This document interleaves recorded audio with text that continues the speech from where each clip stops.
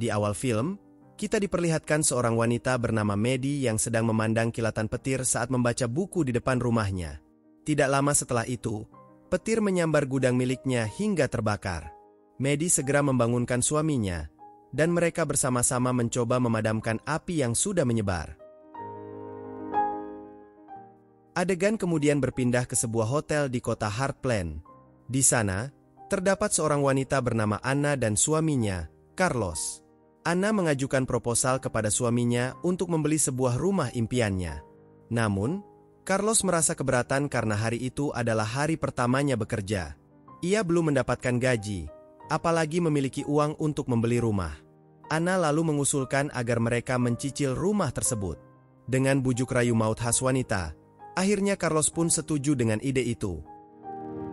Keesokan paginya, seorang wanita bernama Maddie pergi ke dokter untuk memeriksakan kandungannya. Maddie berencana menggugurkan kandungan tersebut karena pacarnya tidak mau bertanggung jawab menikahinya. Namun, dokter tersebut tidak setuju dengan keputusan Maddie. Dokter menyarankan Maddie untuk mengurungkan niatnya dan merawat bayinya dengan penuh kasih sayang. Bagaimanapun, bayi itu tidak berdosa sama sekali, dan ia bisa menjadi titik harapan bagi orang tuanya. Maddie yang kesal langsung pergi dari sana tanpa membayar. Di luar, pacarnya sudah menunggunya. Sang pacar bertanya kenapa Maddie keluar begitu cepat. Maddie menjawab bahwa ia memutuskan untuk tidak menggugurkan kandungannya. Maddie kemudian mengajak pacarnya menikah.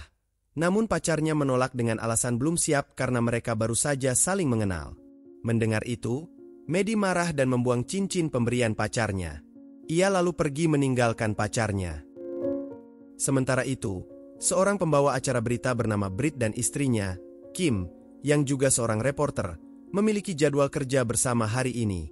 Namun, Britt harus berangkat lebih dulu karena Kim harus mengantar anak mereka, Pak Iten, ke sekolah. Setelah mengantar anaknya, Kim segera bergegas ke kantor. Di kantor, Kim memulai rapat dengan rekan kerjanya untuk membahas badai yang akan datang. Di tempat lain, Carlos, yang baru pertama kali bekerja, langsung mendapat teguran dari bosnya, Marie. Marie merasa Carlos tidak memiliki keahlian di bidang peternakan. Britt kemudian memanggil Daniel dan berkata bahwa Carlos bahkan tidak bisa berbahasa Inggris.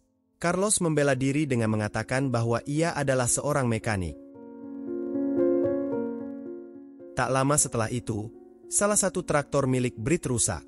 Britt pun memanggil Carlos untuk memperbaikinya. Setelah memeriksa, Carlos menemukan bahwa selang saluran bahan bakar pada traktor tersebut harus diganti. Britt meminta Carlos untuk mengambil onderdil di tempat lain. Karena Carlos belum hafal wilayah tersebut, ia diberi peta sebagai petunjuk arah. Ia lalu pergi menggunakan mobil. Sementara itu, Maddie, yang bekerja di salon, kedatangan pelanggan yang ternyata adalah ibunya sendiri. Saat Maddie sedang menyemir rambut ibunya, sang ibu merasa ada sesuatu yang aneh pada Maddie. Ia bertanya apa yang sebenarnya terjadi. Maddie akhirnya mengaku bahwa ia hamil, tetapi pacarnya tidak mau bertanggung jawab. Sang ibu bertanya siapa ayah dari bayi yang dikandung Maddie, lalu menasihatinya untuk tetap menjaga bayi itu karena bayi tersebut tidak bersalah. Di tengah pembicaraan, tiba-tiba Kim menelepon Maddie.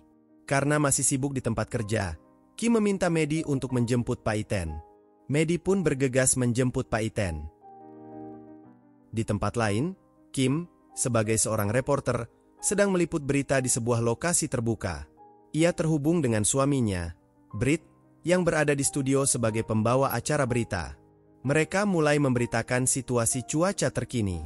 Mereka juga memperingatkan bahwa dalam waktu dekat akan ada badai yang datang, sehingga masyarakat diminta untuk tetap waspada. Di sekolah, Maddie bertemu dengan Pak Iten dan mengajaknya pulang. Sesampainya di rumah, Pak Iten langsung menonton TV. Sementara itu, Eric, pacar Maddie, menelepon Maddie. Namun, Maddie yang sudah terlanjur marah tidak mengangkatnya dan memilih mematikan ponselnya.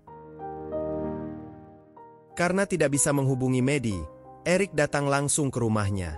Di sana, mereka membahas tentang bayi yang dikandung oleh Maddie. Ternyata, alasan Eric tidak mau menikahi Maddie adalah karena dia sudah memiliki istri dan 2 anak. Maddie yang mendengar pengakuan itu sangat kaget dan kecewa, karena selama ini Eric mengaku masih bujang. Sementara itu, Kim mendapatkan kabar bahwa tornado sedang mengarah ke wilayah mereka. Kim segera memberitahu rekan-rekannya, dan petugas kota menyalakan alarm tanda bahaya di seluruh penjuru kota. Warga mulai menyelamatkan diri dengan masuk ke dalam bunker. Mereka hanya punya waktu 13 menit untuk berlindung. Anna, seorang karyawan hotel, menginformasikan kepada para tamu bahwa tornado akan melanda wilayah mereka. Ia menyuruh semua tamu untuk masuk ke dalam lemari pendingin sebagai tempat berlindung. Di sisi lain, Carlos, yang sedang mengendarai mobil, mengalami masalah karena hujan es menghantam mobilnya hingga kaca depannya retak. Sementara itu, Pak Iten yang sedang menonton TV melihat ayahnya, Britt, sedang melaporkan berita tentang tornado. Namun, tiba-tiba listrik padam, dan televisi pun mati. Pak Iten keluar rumah dan melihat tornado yang sudah sangat dekat di hadapannya. Menyadari hal itu, Medi segera mencari Pak Iten. Ia menemukan Pak Iten yang sedang berdiri di tengah jalan, sangat dekat dengan tornado. Mereka buru-buru masuk ke dalam rumah, tetapi tidak sempat menyelamatkan diri ke bunker. Akhirnya, mereka diterjang oleh tornado. Di hotel, Anna dan para tamu merasa ketakutan. Mereka khawatir lemari pendingin yang mereka gunakan sebagai tempat berlindung tidak cukup kuat untuk menahan badai tornado.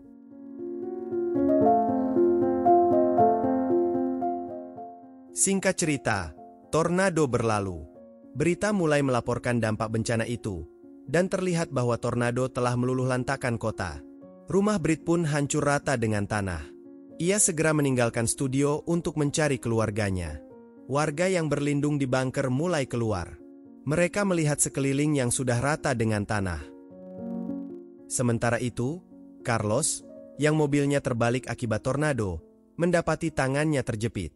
Ia berusaha keras untuk melepaskan tangannya yang terluka hingga akhirnya berhasil. Setelah keluar dari mobil, Carlos mencari istrinya, Anna. Di tengah perjalanan, Carlos bertemu dengan pemilik hotel tempat Anna bekerja, yang kemudian menolongnya. Di sisi lain, Anna dan para tamu hotel keluar dari lemari pendingin. Terlihat bahwa hotel tempat mereka menginap sudah hancur rata dengan tanah. Satu-satunya yang tersisa adalah lemari pendingin tempat mereka berlindung. Mereka mulai mencari orang lain yang mungkin masih selamat. Tak lama kemudian, Kim dan kru berita datang, dan mereka mendirikan posko bantuan untuk menolong korban yang terluka.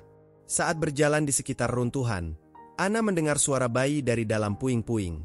Ia segera menolong bayi itu dan membawanya ke posko bantuan. Sementara itu, Ibu Medi menemukan Medi dalam keadaan terluka dan pingsan. Ia membawa Medi ke posko untuk mendapatkan perawatan. Britt yang sudah tiba di lokasi sangat kaget melihat kondisi tempat tinggalnya yang hancur total. Britt bertemu dengan Carlos, dan mereka pergi bersama ke posko darurat untuk mendapatkan pengobatan. Posko mulai dipenuhi korban yang terluka. Di sana, Kim akhirnya bertemu dengan Medi. Ia segera menanyakan tentang anaknya. Medi menjawab bahwa ia terpisah dari Pak Iten saat tornado menerjang. Kim yang mendengar hal itu sangat panik dan langsung bergegas mencari anaknya. Sementara itu, di posko, Anna menyerahkan bayi yang ia temukan kepada petugas. Di sana, ia juga bertemu dengan Carlos, suaminya. Mereka sangat bersyukur karena keduanya selamat dari bencana. Di dalam reruntuhan, Pak Iten yang mulai sadar mendengar ibunya memanggil namanya.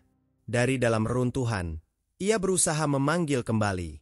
Kim yang mendengar suara anaknya langsung mencoba menyelamatkan Pak Iten dari puing-puing yang menimpanya. Setelah usaha keras, Pak Iten akhirnya berhasil diselamatkan. Tak lama kemudian, Britt menyusul dan menemukan mereka. Akhirnya, keluarga tersebut berkumpul kembali. Mereka sangat bersyukur karena semua orang yang mereka cintai selamat dari badai tornado yang mengerikan ini. Kemudian, film pun berakhir.